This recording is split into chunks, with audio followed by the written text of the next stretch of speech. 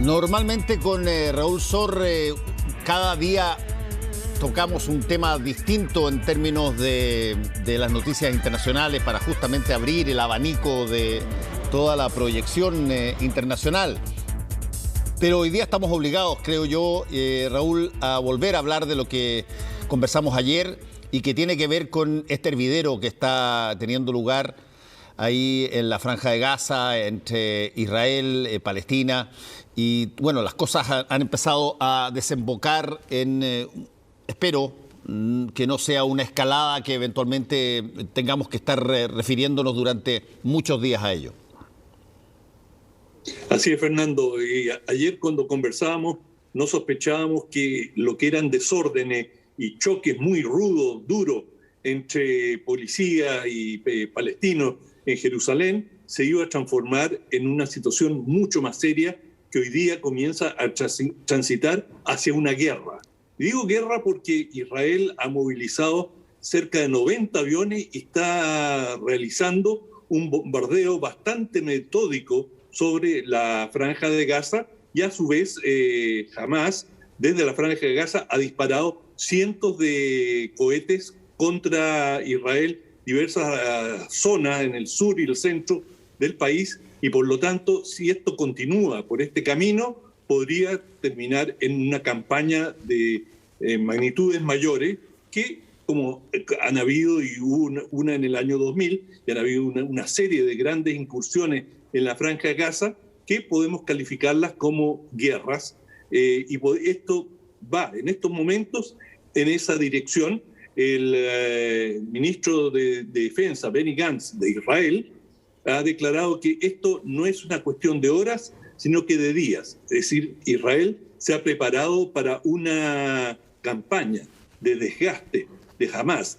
Hamas es esta organización palestina islámica, es la, si tú quieres, la filial palestina de la Hermandad Musulmana. La Hermandad Musulmana es una gran organización islámica que llegó al gobierno en Egipto en su momento y que fue depuesta por la actual dictadura y que tiene una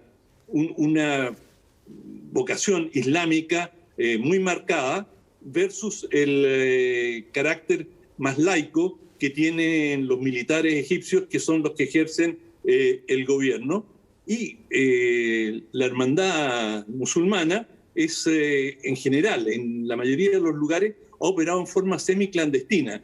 Es, por decirlo de alguna manera, es una hermandad. No quiero hacer analogías porque eso siempre puede traer en malos entendidos. Más que aclarar, tú terminas complicando más las cosas.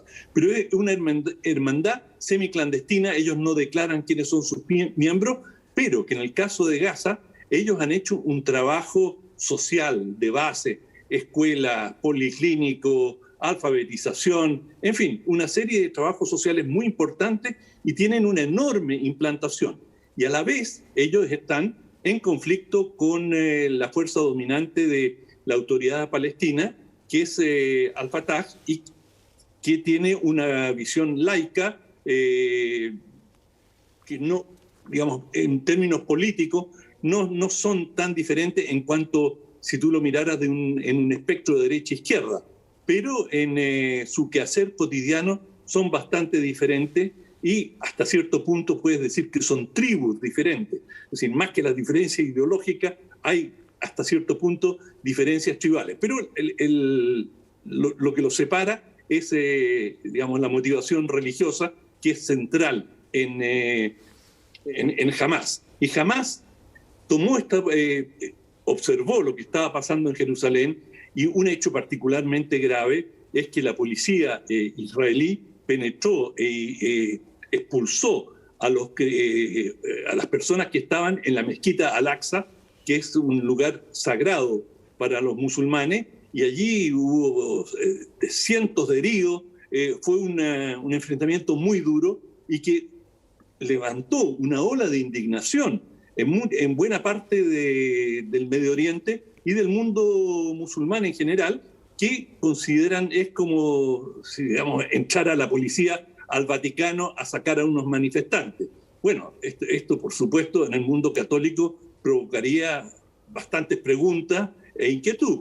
En el caso de Jerusalén, donde ya hay un conflicto muy duro y hay todas las sospechas de un lado y del otro, que, como comentábamos, la razón por la que empezaron los incidentes fue porque se quería desalojar a algunas familias de casas, de algunas familias palestinas que están residiendo en casas que la reclaman sus antiguos propietarios judíos que fueron a su vez desplazados después de de la guerra en el Medio Oriente, cuando se creó el Estado de Israel en 1947. Bueno, esta larga historia todavía se viene arrastrando y está la sospecha entre los palestinos que en realidad lo que quiere hacer el gobierno israelí es expulsar la mayoría de los palestinos de Jerusalén y terminar anexando Jerusalén por completo y dejar sin ninguna posibilidad a los palestinos de reclamar Jerusalén como su capital. Bueno, estos incidentes que ocurrieron ayer tomaron otra dimensión con el lanzamiento de estos cientos de cohetes por parte de Hamás y sin esperar mucho y probablemente en una campaña que ya estaba preparada, Israel inició un bombardeo con su poderosísima fuerza aérea, con aviones de última generación y demolió un edificio de varios pisos en el centro de la ciudad de Gaza y donde habían oficinas de Hamás y habían algunos de los dirigentes de Hamás. Bueno, Israel notificó que iba a bombardear, avisó que iba a bombardear este edificio y tal cual lo hizo, lo demolió inmediatamente. Sí, ahí tenemos la imagen cómo va a caer el edificio. Y bueno, esto son palabras mayores, sí. A lo cual, por supuesto, Hamás comenzó a lanzar más cohetes y ahora, como te decía, el ministro de Defensa, Benny Gantz, el ministro de Defensa israelí, ha advertido que esta es una campaña que tiene para más largo. Bueno, ese es el punto, Raúl.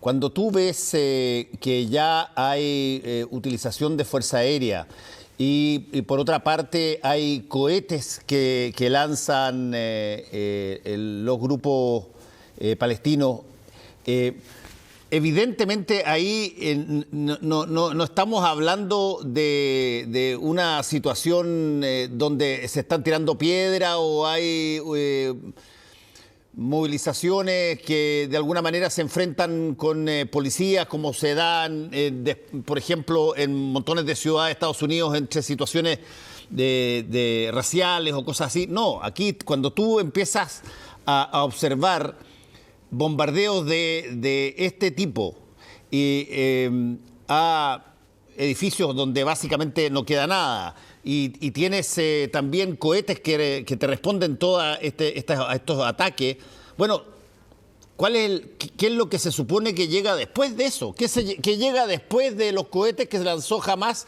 y después del bombardeo de un edificio como lo que estamos viendo? ¿Cuál es el siguiente paso?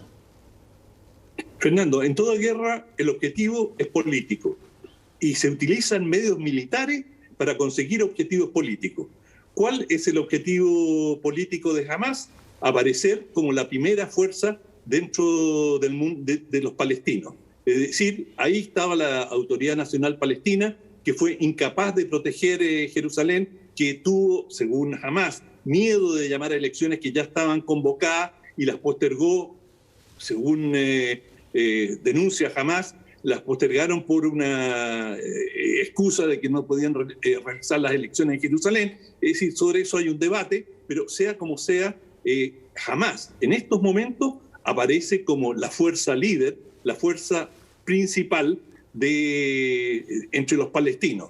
Y esto es, yo te lo comentaba ayer, los palestinos no tienen ninguna condición de enfrentar militarmente a Israel. No, es una situación totalmente, como se dice en términos militares, asimétrica, pero absolutamente asimétrica. Es un gigante, Israel, militarmente, contra un pigmeo, los palestinos, militarmente, Hamás. Pero el objetivo político es más importante que el militar. Y Hamás podría salir muy fortalecida según cómo se desarrolle el conflicto.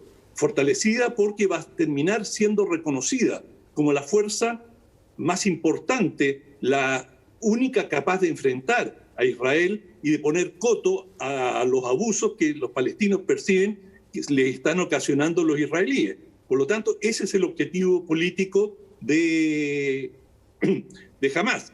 En Israel, bueno, Netanyahu ha utilizado varias veces varios conflictos, entre otros el conflicto con Irán, varios enfrentamientos con los palestinos para emerger como el hombre duro, el hombre que da confianza, el salvador de la nación, el líder político que en última instancia siempre se puede confiar. Y en un momento de vacilación como este, en que no se ha formado un gobierno, en que están en negociaciones los partidos políticos, bueno, mucha gente dirá, más vale diablo, es decir, algo conocido, es decir, vámonos por lo que ya tenemos confianza.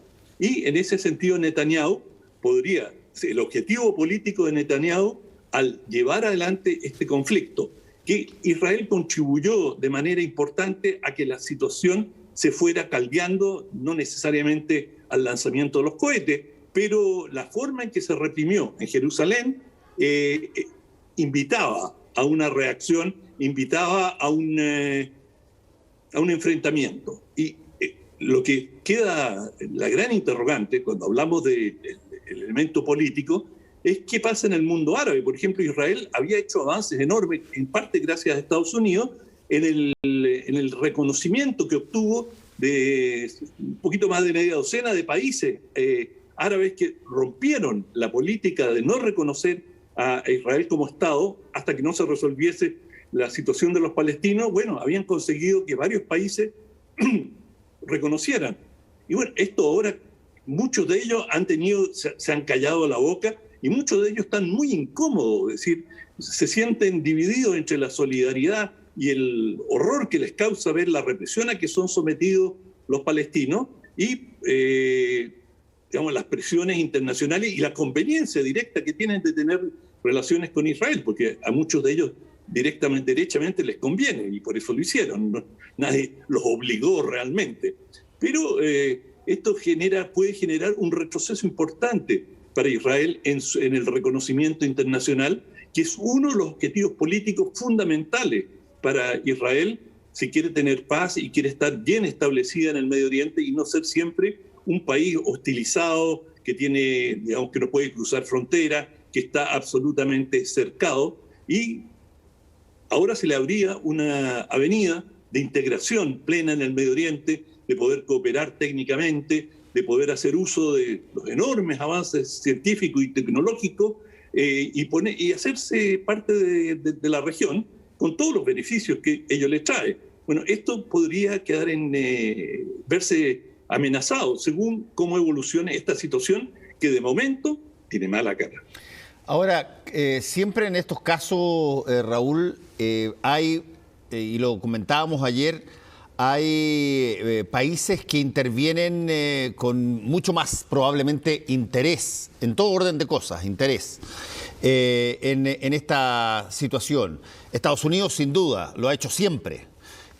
Los países europeos, una serie de países europeos también, países que son parte del Medio Oriente y que por lo tanto todo esto de alguna forma desemboca también en conflictos internos al interior de muchos de esos países. ¿Cómo se ve la cosa geopolítica ahí? Bueno, la Unión Europea ha sido más crítica de Israel,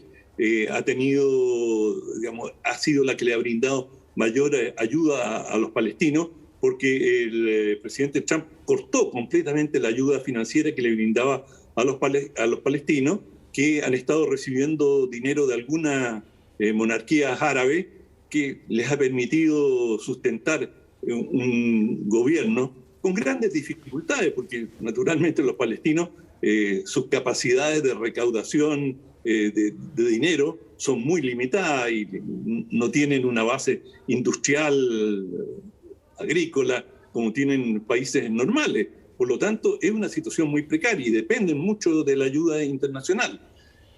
Estados Unidos, durante el gobierno de Trump, fue incondicional absoluto de Israel y hizo prácticamente lo que Israel le pedía, desde el reconocimiento de la ocupación de los territorios del Alto Golán en Siria. La capital de Jerusalén reconocida, fue una de las primeras potencias que reconoció a Jerusalén como la capital de Israel. La mayoría, incluido Chile, la mayoría de los países del mundo tienen sus embajadas en Tel Aviv y reconocen a Tel Aviv como la capital de Israel y no Jerusalén, porque Jerusalén tiene un estatus internacional que no ha sido definido y que tendría que saldarse al final de las negociaciones entre israelíes y palestinos, y cuál va a ser el estatus último de los dos estados, si se sigue por la vía de la solución de un estado palestino y el estado de Israel.